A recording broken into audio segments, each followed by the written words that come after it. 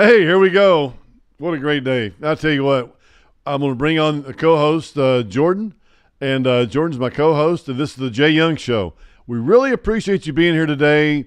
Hey, Jordan, we really appreciate the Jay Young Show. We have a lot of different ways that we express ourselves, talk to people. We want to learn. It's all about being healthy, wealthy, and wise. Isn't that right, Jordan?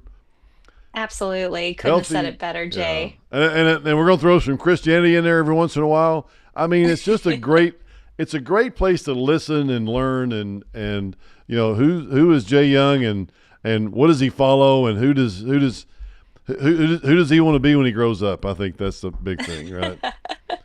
Well, I know that I definitely aspire to accomplish at least half of the things that you have throughout your journey. And that's part of the show is to bring people on that have had um an entrepreneurial journey like you have and seeing the ins and outs of how their journey came to be. And very excited for our guest today. Jay, you want to introduce? Absolutely. We have one of our king clients, Joe Moise. Joe, come on in to the show here, and Hey, I really appreciate you taking the time today because we're going to learn a lot. And like Jordan said, people that have had success in their lives, there's reasons behind it, and if we could learn from them early on in life, I think we can get ahead for some of these youngsters out there. Say youngsters, I don't know if that's the right term.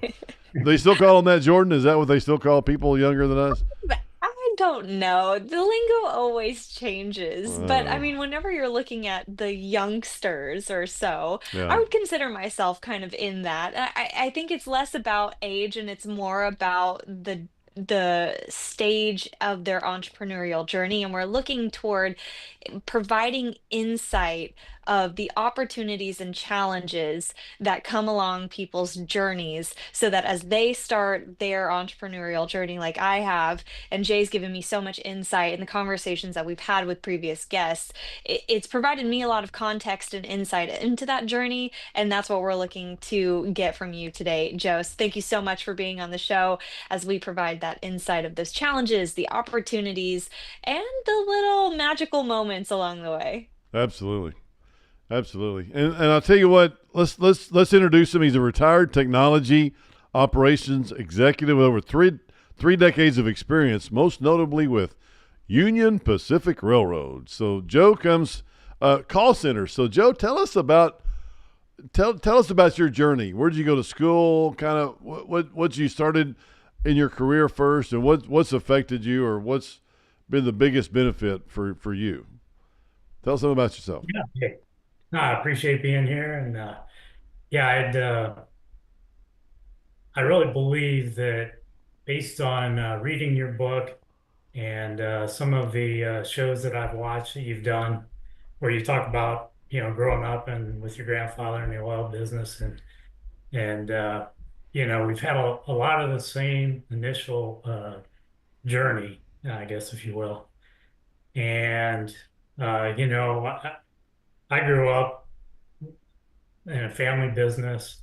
My grandfather owned, and my dad and his two brothers worked for my grandfather and dug basements for houses. And my grandfather liked to tear down buildings and houses. And one another section of the business was hauling cinders because everybody, all the hospitals and General Motors in St. Louis, Chevrolet plant up there where they used to make Corvettes, and they all burnt coal. So they used to haul all the cinders away. And so it was kind of a rough and tumble uh, business. Uh, and when you work for family, I always thought it was very rough. But, that was confirmed over the years when we'd be out on jobs with either customers that we were working for or other contractors.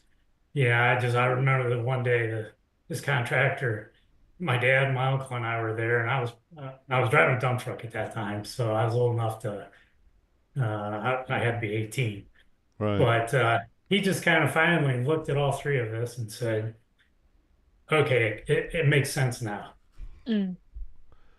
They just ride you to no end. I don't see them doing that to anybody else. Mm, yeah. But it was very rough and very tough.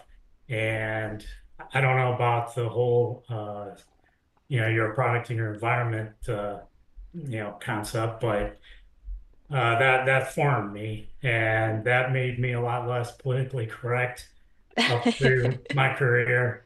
And if anybody was filling out forms and came to, uh, I mean, I am so much farther now than I was, 20, 30, 40 years ago.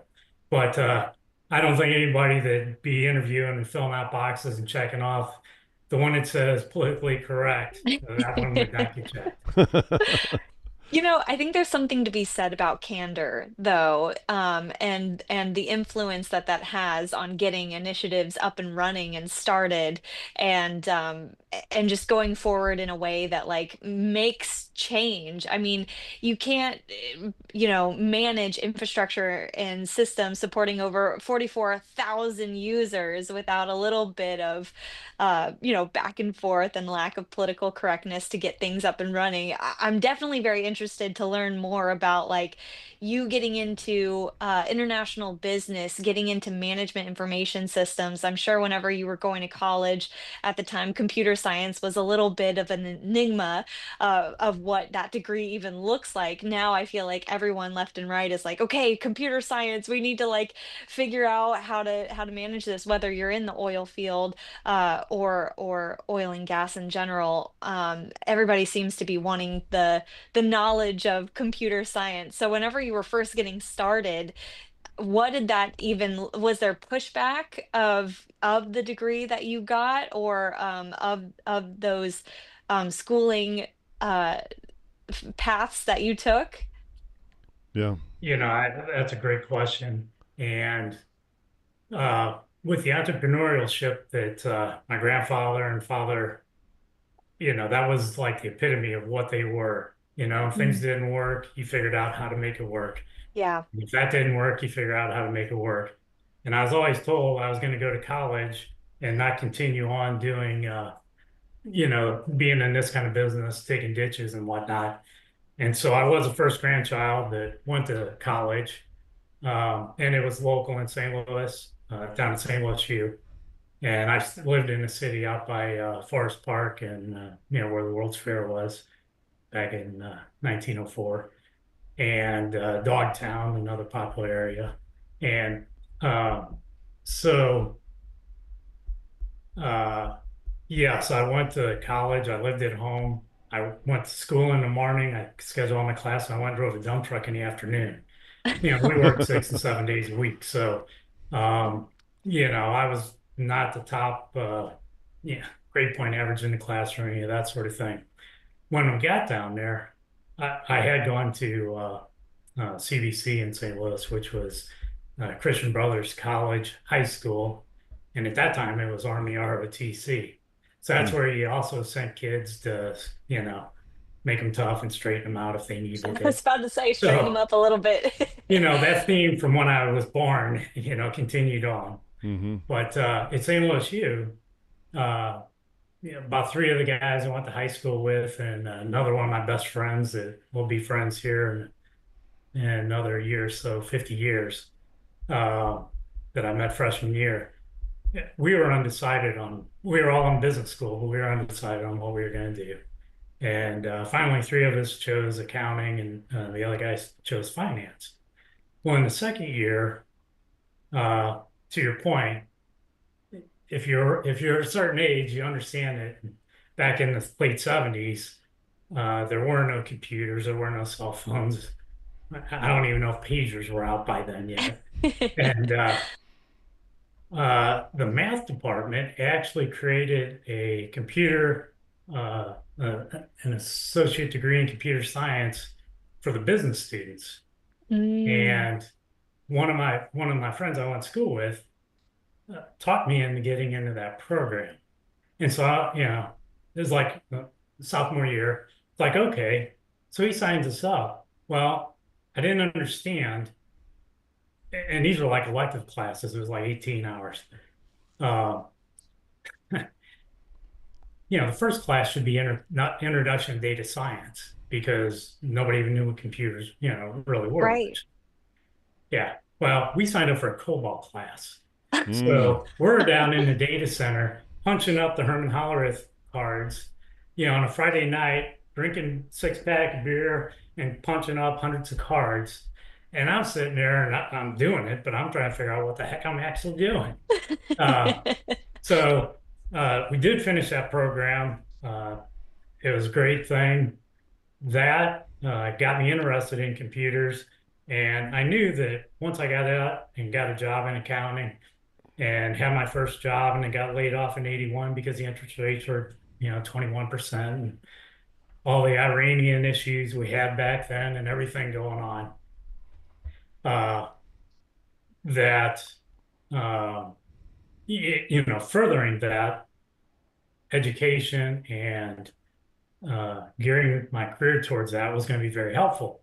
So as I worked in these different companies, a publishing company and then ConAgra, before I got to the railroad, I actually was in the end user finance department, but interfacing quite a bit with our IT department.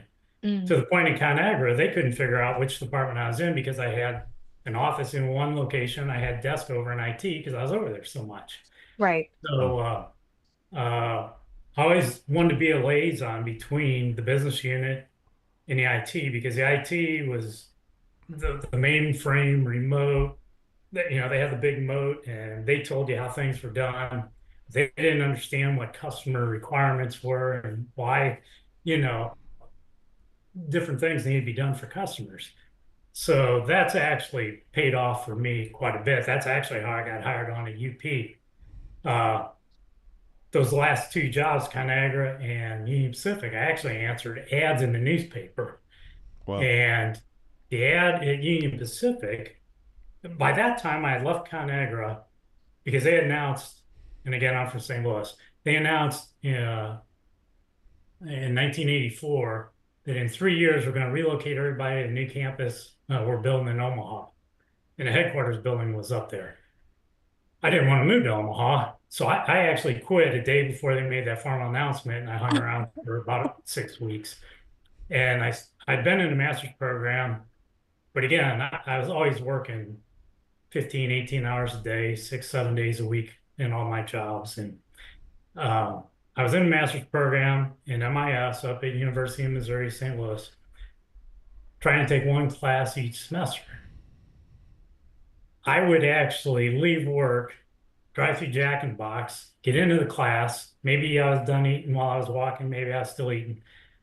I remember one finance class. I'd sit down. I was so tired. My head just went down a desk and I fell asleep. So over 4 semesters, I actually finished 2 classes and I had drop out of 2. Hmm. Mm, So when this thing really became a real deal with moving to Omaha, I just quit, borrowed money, and went to school full time to get my master's degree.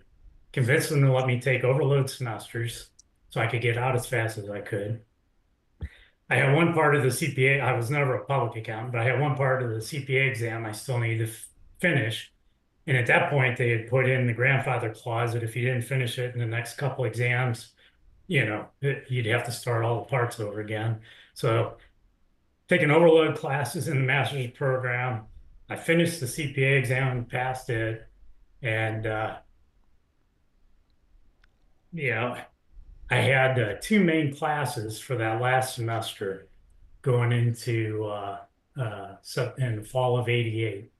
And uh, they were capstone courses. They actually, for real world experience, they assigned 3 people on a team.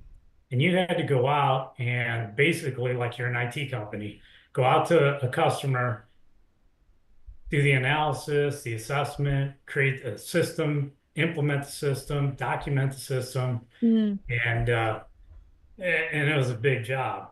Well, in the middle of that, I'd sent out this blind ad to Union Pacific that said they were looking.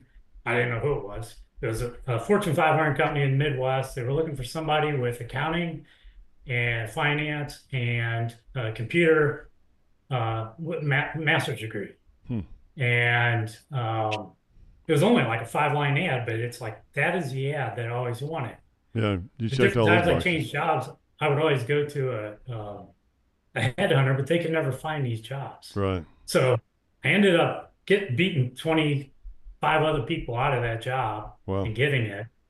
And it turned out to be a fabulous experience and career. Do you think that's one of the biggest reasons why you did get hired is because you had all the education? I mean, just thinking The about, education and it depends on what the companies are looking for. yeah. Same thing in ConAgra. When I went in there, um, there was a lot of animosity in that groups I was taking over, and somebody else that was there thought they ought to get the position that they were hiring externally for. And the guy hired, the director that interviewed me and wanted to hire me, actually had the HR person call me in and sit me down and offer me the job with more money than I was making at the last place. And I mean, I was thrilled with the offer. But she told me, and she pointed the finger at me, said, "Look, I'm going to make you this offer. You can't accept it today. I want you to think about it over." It was on Friday. "I want you to think about it over the weekend." And I'm sitting there, and she tells me the offer and how much money. And I have my hands up under the chair. I'm grabbing it, so I'm not just jerking around. And she said, "There's going to be a lot of animosity where you're going in, but based on your interview and what we think you can do and what we think you can withstand, Mm-hmm. we think you can do it. But we're not candy coating it. It's not going to be pleasant. And you really need to think about it."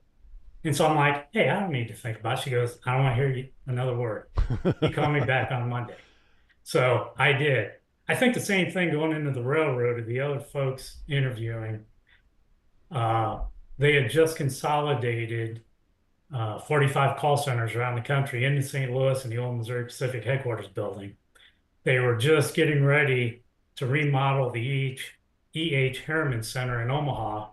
That's where E.H. Harriman bought Union Pacific Railroad out of bankruptcy, way back. And they remodeled that as the Harriman Dispatching Center, a world-class place. And they then transitioned all the dispatching centers around the country in Omaha. So there was a lot of very hostile people that moved from a bunch of little towns that never had to lock up their cars, and the whole family worked there. With all this, they were cutting off a lot of jobs, and nobody Mm-hmm. wanted to be moved to St. Louis. And uh, it was that part was very challenging. I got in the first week. I'm glad to be in St. Louis. Right. So the quick story is I got in the elevator, and the elevator's packed with people. And we're going, we're just going up to like the fourth floor. And that is where I was going. It's a 22-story building. And, they're all talking, they're all friendly. They're all from out everywhere in the middle of the country. Uh, and they're just friendly as can be. And they're all asking each other, "Hey, where'd you come from?" "I came from North Platte." "Oh, I came from, South Dakota." "I came from Texas." And they asked me, and I'm like, "Oh, I'm from St. Louis." Oh no. They got hostile. I Mm. mean, I didn't think I was going to get off the elevator alive. So the next time I got on an elevator and all these people were friendly and they got to me, I realized that the terminology is they're all from the field and they got located in one of these headquarters buildings, which they hated. Mm. "Hey, where are you from?" "I'm from the field." "Ah, hey, nice to know you." I didn't tell them if I was from left field, right field. I was just from the field, and I was one of them. So, Wow. it's uh, there was a lot of tenacity that was needed in both those jobs, let me tell you. Wow.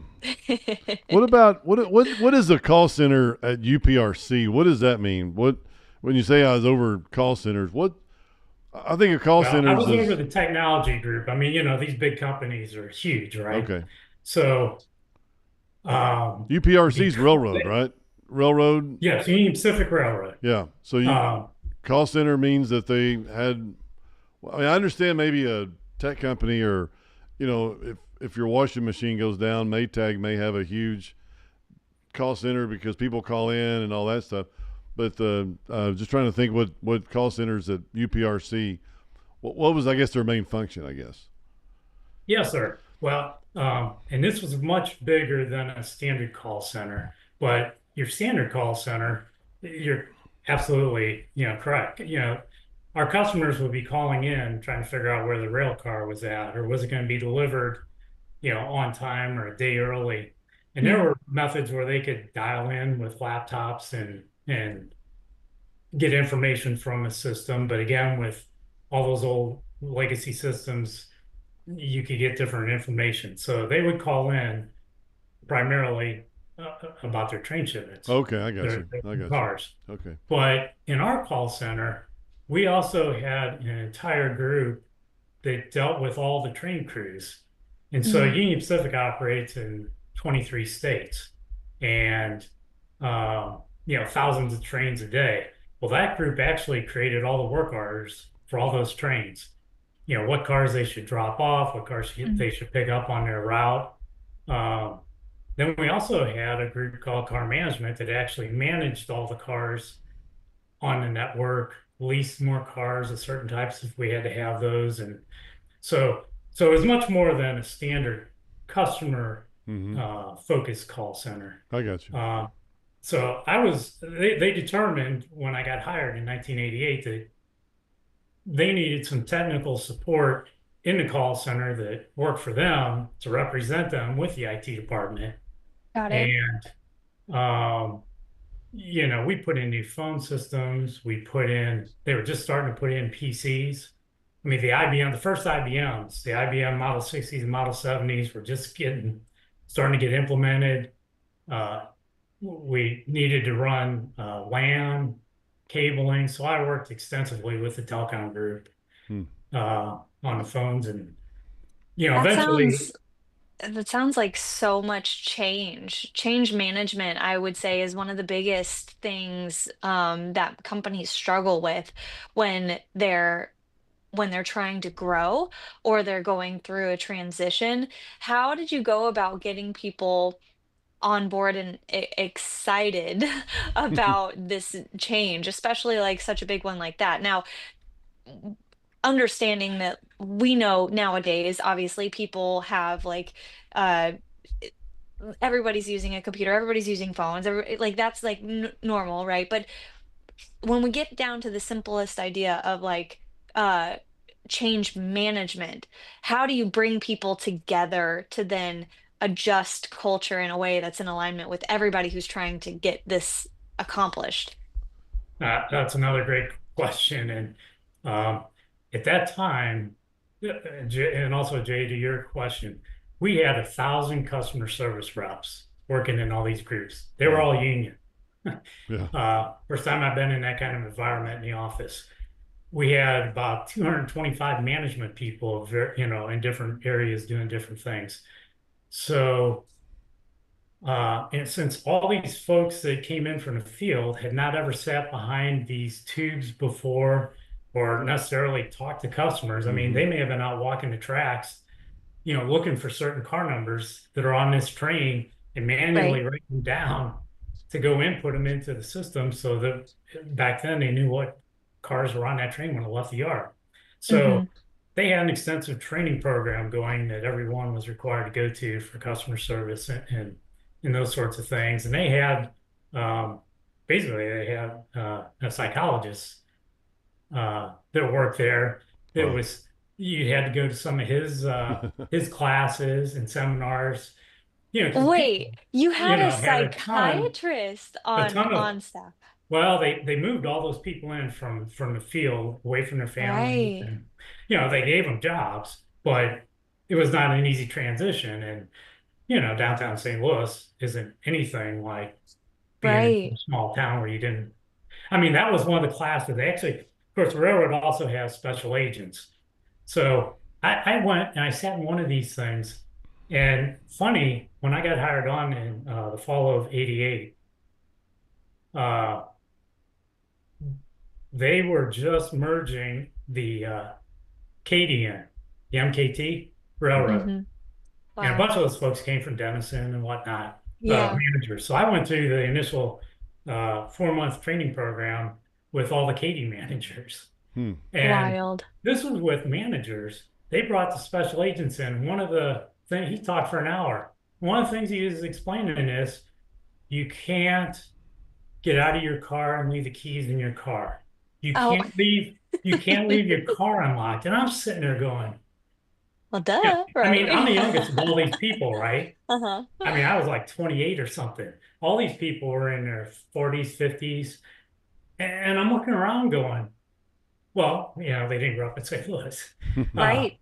so, then it kind of made sense. But to answer your direct question, so as we started to try to roll out some of this technology, IBM at that time had uh, monthly meetings out at their building, and they were displaying some of the new PCs and some of the software that they were, trying to sell.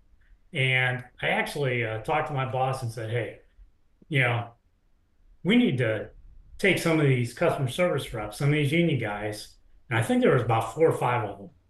Went down, met with them, picked them out, and took them out to that monthly meeting out at IBM.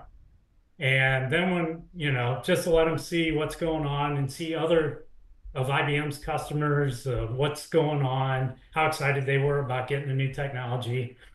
And then they had a monthly newsletter in the customer service center. And Mm, so I wrote a couple different articles over a couple months about the technology and how it was going to help us and, what some of our goals were. So yeah, I mean, yeah, you know, I mean, some people are never going to change. Some people, once they use it, they wanted more. hmm Uh, but yeah, you do everything you can. I just can't believe how So would big a train is, or how many cars are hooked onto those trains. I mean, how many different cars? I mean, there's a cargo, a car by itself. How many cars are on one train, and how many different cars are in transit throughout the United States? I guess at any one day, it could be in the thousands. I'm sure, tens of Oh, thousands. I don't know. yeah, it's and over the years, when I first started up in the telecom room, they had rows and rows and rows of PCs, probably in like early 91.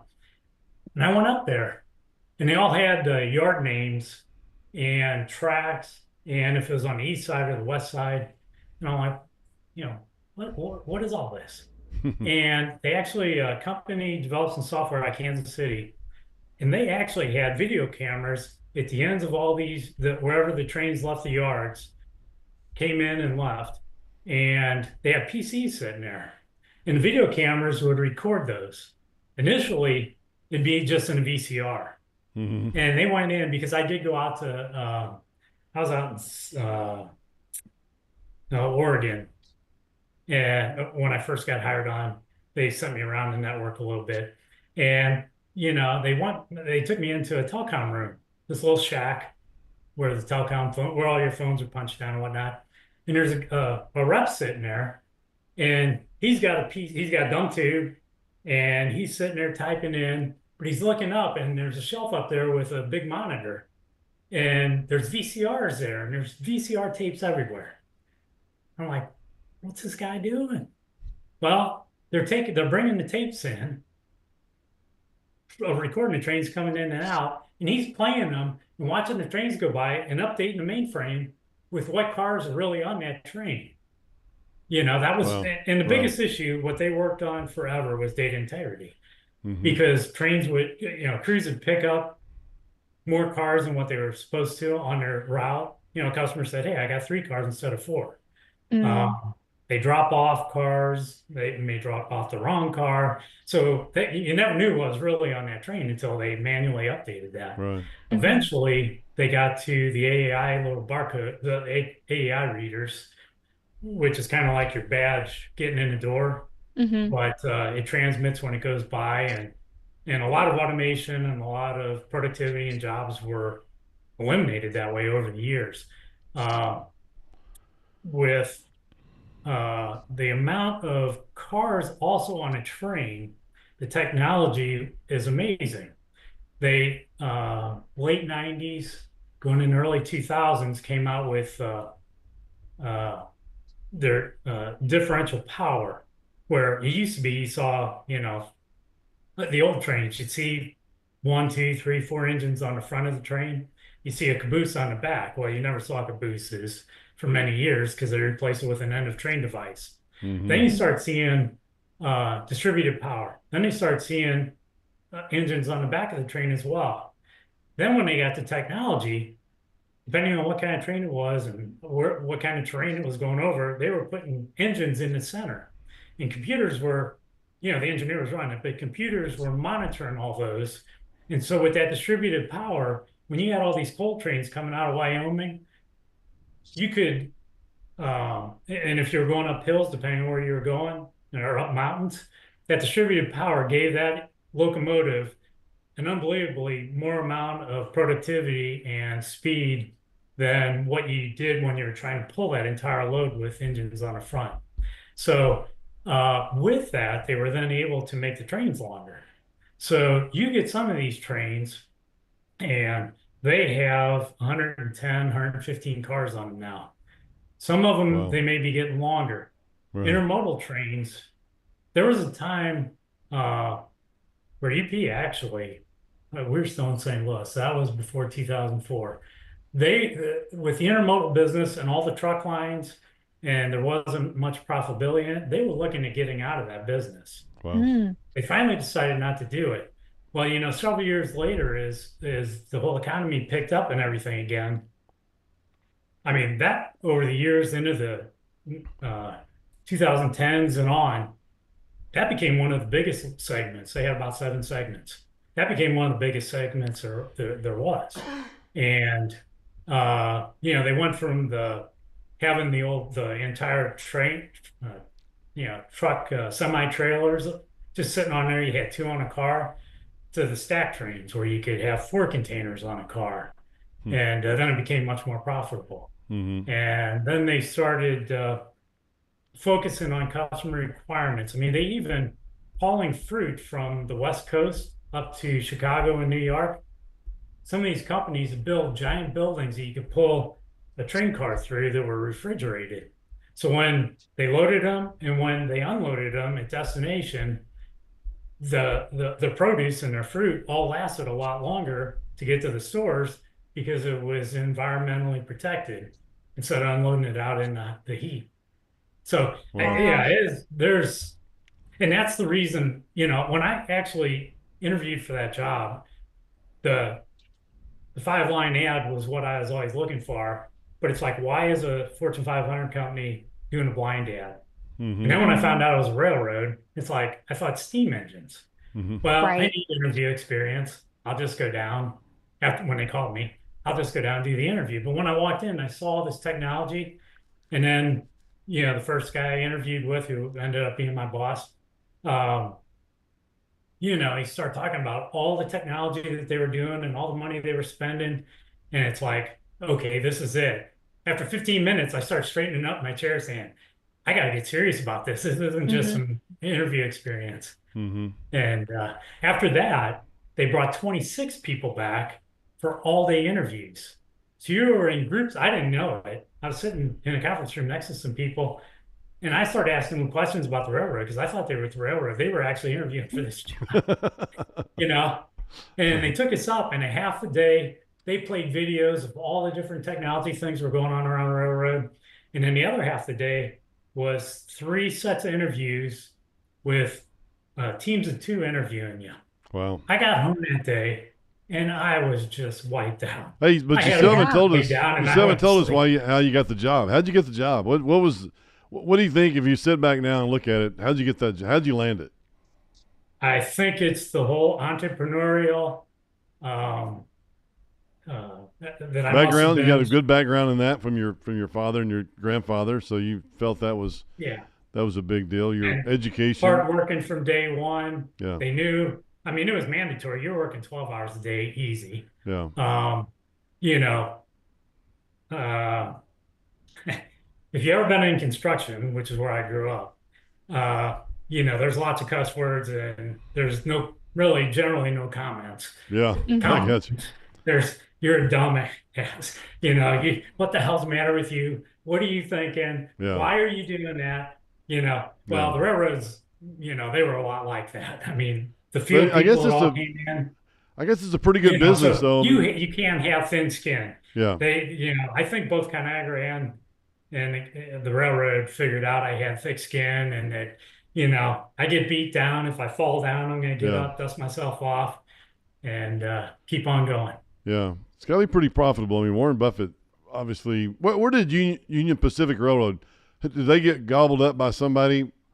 Did Burlington Northern buy them, or where did they Now, go? yeah, that's a great question. There's basically five Class One railroads in the U.S. Mm-hmm. and two are in the West, uh, more of the westerns from the Mississippi, mostly on west. Union Pacific and Burlington Northern, and in the East, there's the Norfolk Southern and the CSX, and then in the Central area, you had the Kansas City Southern, and they ran up Oh yeah, that's right. primarily Canada all the way down to Mexico. Right, right. And actually, one of the Canadian railroads has now bought KCS. But over the years, there were more railroads. There was the Southern Pacific, and that's the thing. The BN is now BN Santa Fe, Burlington Northern Santa Fe. Well, up until 1995, it was Burlington Northern. And as they bought up all the last larger railroads, Burlington Northern went after the Santa Fe. And they were about to close the deal. And at that time, our president, our CEO, met with the CEO of ConAgra, who had at that time bought just tons of companies and built that company up. And they met for breakfast. And basically, they went out and then made a bid on Santa Fe. And they effectively drove the price up another 25% Wow, wow. to make the BN pay a higher price. And this is in 1995. Yeah. As soon as they got the Santa Fe, we had already owned part of the Chicago Northwestern, Mm-hmm. which was a much smaller railroad. But we went ahead and then fully bought them and merged them in. And that's when we moved their call center from Chicago to St. Louis. Yeah. Everything else went to Omaha. Well, a lot of products are obviously are transported through railroads. I mean, even oil, or it could be cars. I mean, it's like there's so many different things, and I just didn't think about it when I first thought about railroads. I didn't think about it at first, so I apologize about that. Hmm. But let's talk about. I want to go into. We only have about 10 more minutes, but I want to make sure that Sure. I hit on these issues. I know Jordan, wants to as well. But can you share a moment? I want to talk about your brain. How do people learn from this experience? And I know a lot of questions that I've asked here in the past. You'll probably never use it again, about railroads. But let's talk about leadership, or what's resiliency, or what's a major failure or near disaster turned into a win due to planning or quick thinking. Let me read that again, or do you get that? Joe, do you Where'd get you that? almost really mess up and then you fixed it, Yeah. basically? No, no. Well, I read my questions here from Laura, and they're incredible. Can you share a moment where Yeah. a major failure or near disaster turned into a win due to planning or quick thinking? Well, um, we 1995, we bought an AT&T phone system to cut the customer service center over, and we were basically a beta site for them. Which, if you have a major call center, you really don't want to be a beta site. But No. the reason we were is because our vice president, we were my boss, we were all the same age, but he was a Mm, full vice president at 30 or so. So he was a real go-getter. He was into the web. He actually met with the board and pushed them to get UP involved with the web because nobody wanted anything to do with that. But he got the money approved to get this phone switch in. But then we also wanted to have all new IVR systems, mm, and we wanted a call routing system where you Mm-hmm. could get screen pops on your desktop. yeah. And again, if you're not of a certain age, you wouldn't realize that stuff didn't exist in 1995. So we bought a system, and we worked many hours with the AT&T team, and you don't really hear of Bell Labs anymore, but that's all you used to hear. And you didn't talk to Bell Labs. The customer would never talk to Bell Labs. I had their pagers and their phone numbers because this was a critical site for them. Hmm. Yeah. And um, we did unbelievable things with all these items. It was huge, high risk. And just before we start cutting over in November of 95, my boss is like, yeah, vice president's real nervous. This could make or break his career, Hmm. and it's like, hey, we've covered all the bases as much as we can. You know, I spent hours questioning all these different teams. We've tested things as much as you can because you can't Hmm. test. You can test, but you can't test the live. When you turn on full volume, you can't test.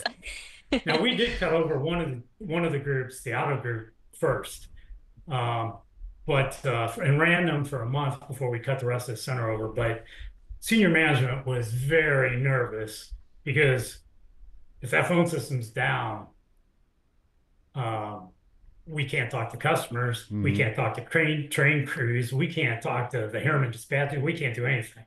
So uh, we did. We successfully cut that over, but it was all because of an unbelievable amount of planning. Mm, And every time our account manager for AT&T he'd been there forever. He knew everybody. I was blessed to have him as our account manager because I challenge him. It's like, hey, this isn't working, before we did the cutoff. Hey, this isn't working the way it should. This isn't working the way you guys promised. Okay, because you hear mm, a lot of promises of how things are going to work. This right. isn't working that way as we're testing this out. And he kept telling his people, the other teams, it's like, look, they're like, well, the standard crap you get. He told them, now, Joe's right. This is not what we promised, and we can do better than this. And he started making Mm, calls all across their company, which is across country, to get people involved, to get technicians and wherever they need to be to work on things to fix these problems. Had it yeah. not been for him, so that's why I was very confident Hmm. that this was going to go very well at a 90% level and not at a Yeah. 10% level. And Hmm. uh, and it did. It worked. That's great. It goes back to that candor that you were talking about of like, you know what? Actually, this isn't working the way that we thought that it was going to. But then it also ties back into when you fall down, you're going to get back up. And if you try and figure out how to make it work and it's not working, you're going to try and figure out how to make the thing that's not working work and just keep going until you make that change, but make it in a way that actually uh goes in your favor and in the company's favor. And I think that that resiliency and tenacity, like you had said, along with the candor approach, is so unbelievably important. Uh, yeah, I really applaud you for doing that because making change is not easy anyway. And then, implementing a new system on top of change, on top of like new people and like being an early adopter of things is really tough. I want to go into the early adoption because you mentioned just slightly that there were people who were very hesitant about adopting web enabling internal applications. What made you want to push in that direction? Did you just know the benefit of it? Was it a gut feeling? Was it a logical feeling or a logic-based decision? Like what made you want to go forward with that? Sure. Let me respond to your previous comment. And so I do want to make it clear for all the young folks out there that may be watching this. In their careers, the candor is important. When you get to a certain point, and you have other support teams, and some of those people, that you need them to get things done, don't want to do things. Mm, you know, Candors get you a certain amount, and you can try to be politically correct, okay? Or you take the gloves off and you just, get out in the street and duke it out. Well, my experience over time is every deadline is very tight. And to get something done, you got to put the gloves down on the ground and get outside and just duke it out, which is what I've done. Senior management don't like doing it that way, but they like the results. Okay. Right. Now, I will say this. Everybody has to make a choice in their career. And they have every organization has grade levels or they change them, but they have bands. And the highest bandees were all the directors and senior management. I was never going to make it to that because I would take the gloves off and I'd get stuff Mhm. done and implement it. Okay. Mm-hmm. I wouldn't push the project back and whatever. And if something went wrong, I took responsibility for it. But um, uh, you know, even my vice president, really didn't like how I got some things done, but I always got financially rewarded. I got stock options, but I knew by doing that, I was never going to make it to that next level. Mm-hmm. And you Right. just got to make a decision. You know, I like Dirty Harry, right? If anybody Right. knows who Dirty Harry is anymore, you know, a man's But got to know his limitations mhm. and, um, go ahead, punt, make my day. So, Yeah. there's different times where you apply those things. All Yeah. my projects always got implemented, Mm-hmm. Yeah. and they got implemented on time. And many other projects, that IT and other folks were doing never did. Right. So, you know, there's a place for everybody, but, you're going to pigeonhole yourself if that's how you want to do it. And I decided, hey, if and every company has a culture and you have to fit into that culture. So there are limits to doing what I did. Mm-hmm. Right. Um, and the IT department tried to get me fired multiple times because they Yeah. didn't like me getting things done. So you just got to make your choice. And, eventually, if you just don't fit into that corporate culture, you change jobs. Uh, Yeah, there's always an opportunity cost. If you're yeah, going to be the squeaky wheel that then eventually, gets things done, with the candor and approach that you have, like you said, it's just an opportunity cost and knowing what is your end goal. And that's something that Jay and I have talked a lot about is what is your end goal? What is your focus? What are you wanting to accomplish? Where are you wanting to go? And if you know that you're wanting to be the doer versus the political um convincer rather, then you just need to know like what is it that you're wanting to do, and not that you wouldn't have influence in other areas, but you may not be the stakeholder of those initiatives in those areas. But like you said, like, do you want to be the person who's doing it or the one who's convincing others that, hey, this does need to get done, and then managing the expectations along the way. no, you're absolutely correct. Yeah. In the web, our vice president at Customer Service Center pushed the whole company to actually get to the web. And with that then being acceptable, then we were actually able to start web enabling some of our applications once the infrastructure, Right. and all the infrastructure is housed in the IT department. So first that has to get there and then you can go from there. But that was when the web just was first starting. Yeah. You're like, Yeah. come on, IT, you can do it. Come on along. And they're like, we have to build it right. Right. Right. That's tough. That's tough. Well, hey, Jordan, do you want to finish up with a question or two, or? Yeah, I have one last question. So Joe, looking at your whole career, looking at the tenacity that you had, the candor approach that you have taken along the way, and all that you've accomplished, what advice would you give to your 18-year-old self? Well, um, you know, trying to be more politically correct in some situations may help. Uh, that wasn't the environment I was brought up in.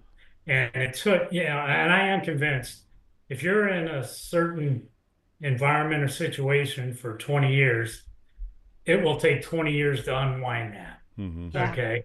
So, again, I am much friendlier trying to get things done now than I was 20 or 30 years ago. Um, but you have to realize that Mm-hmm. that Right. it's going to take time for you to change. You just can't change on a dime.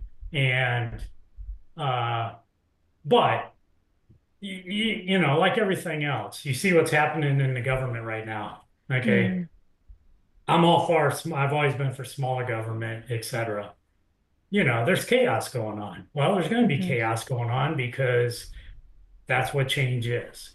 And, you know, I believe, you know, it'll be, you know, it'll take a couple of years for things to settle down and the dust to kind of settle you know, but that couple of years sets us up for another 100, Mm-hmm. Right. Right. you know? Right. Yeah. People So don't like change. That's for sure. sometimes you just got to do it. Yeah. Yeah. People don't like change. I'll tell you what. But Joe, I tell you what, I've really enjoyed having you on the show today. It's been great. I think there's a lot to say here about education, because a lot of people today are saying, well, I don't need an education.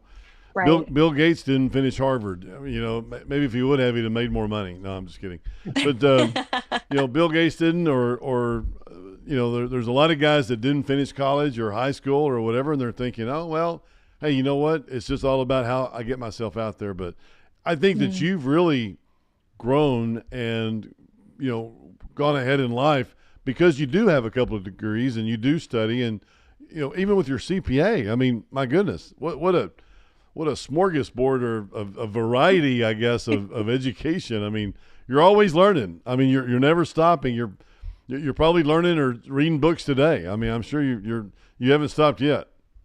No, no, you're absolutely right. I read your book and I'm learning about the oil industry and obviously for me, a large investor. Yeah, Uh, not we not do not for appreciate your that. rest of your customers, but um, you know, it, and that's because of all the other people that I read, like Malden and Friedman and Geopolitical Futures, and you know, I watch Eric, and uh, you know, it's just the next step to Well, you're keep me always busy. learning. You're always learning. I mean, That's you right. have an incredible base where Jordan, she's starting out. She's not she's getting there, but she doesn't have that great base yet. So we're working on her. We're working on her really hard, getting her the good base that she needs so she can become very wealthy, healthy, wealthy, and Hey, wise. There you go. I just There it got is my again. first buyout, Hey, so we are rocking and good rolling. for We're you. getting the start Awesome. going.